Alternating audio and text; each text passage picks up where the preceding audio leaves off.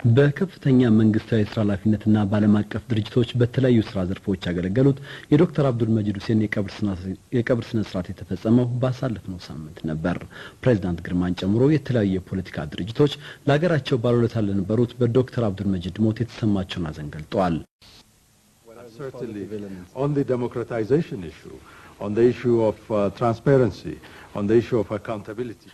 ከመምህርነት እስከ ጋዜጠኝነት ባለም አቀፍ ድርጅት ከከፍተኛ ቴክኒክ አማካሪነት እስከ ባለሙሉ ስልጣን አምባሳደርነት በተለያዩ ሙያዎች በአገር ውስጥና በውጭ ሀገር ከፍተኛ አገልግሎት ያበረከቱ ታላቅ ምሁር ዶክተር አብዱል መጂድ ሁሴን የ60 ዓመቱን ምድራዊ ኑሮ አጠናቀው ከዚህ ዓለም የተሰናበቱት በዚሁ ባገባደድነው ሳምንት መጀመሪያ መጋቢት 1996 ከንጋቱ 11 ሰዓት ነበር።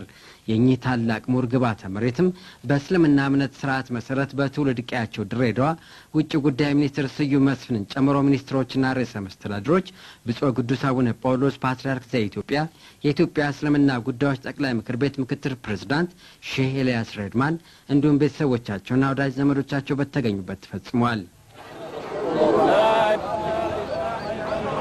በልፈኛው ለክቡር ሚኒስትራችን የቀብር ስነ ስርዓት ማስፈጸሚያ አንድ ጥይት ተኩስ።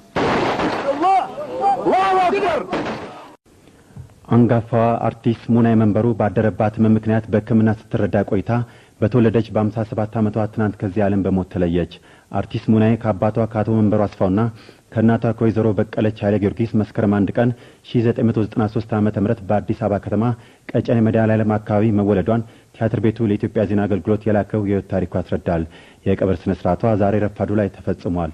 ዮሐንስ አያሌው አቤት ይሄኛው ደግሞ ምን ይመስላል? ሙናይ መንበሩ ከአንደኛ እስከ 5ኛ ክፍል ከተማረች በኋላ ባደረባት ከፍተኛ የኪነ ጥበብ ፍቅር ትምርቷን በ1951 ዓ.ም አቋርጣ በቀድሞ የኢትዮጵያ የሀገር ፍቅር ማህበር በ12 ዓመቷ በታዳጊ አርቲስትነት በቲያትር ተዋናይነት በባህል ሙዚቃ ተጫዋችነትና ተወዛዋዥነት ተቀጥራ እስከ ህይወቷ ፍጻሜ ድረስ አገልግላለች። በህይወት ዘመን ከ20 በላይ የምስጋና ደብዳቤዎችን ያገኘች ሙያዋንና የሥራ ባልደረቦቿን አክባሪ ነበረች። ሙናይ መንበሩ የአርቲስት ሙናይ መንበሩ የቀብር ስነ ስርዓት ዛሬ ፈረንሳይ ለጋሲዮን ተብሎ በሚጠራው አካባቢ አዲሱ ጊዮርጊስ ቤተክርስቲያን ተፈጽሟል። ሙናይ ባለትዳርና የአንድ ወንድና የ3 ሴት ልጆች እናት ነበረች። ከድግስ ቤት አይጠፉ ዛሬ እንኳን ተገናኝተን ይገርምሃል እንደው ነጥብ ያለው ነገር ተነጋገር። 97 የኔ የስቃይስ ጊዜ ነበር።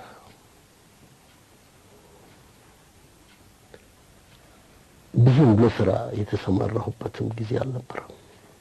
በሽታዬን ነበር ማብሰለስለው። በመጨረሻ ላይ በሽታዬንም ተገላግያለሁ።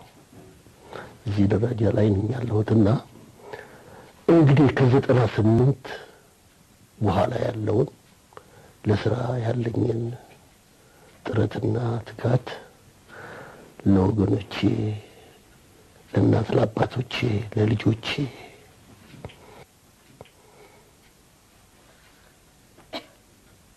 የማበረከትበት ጊዜ ይርቃል።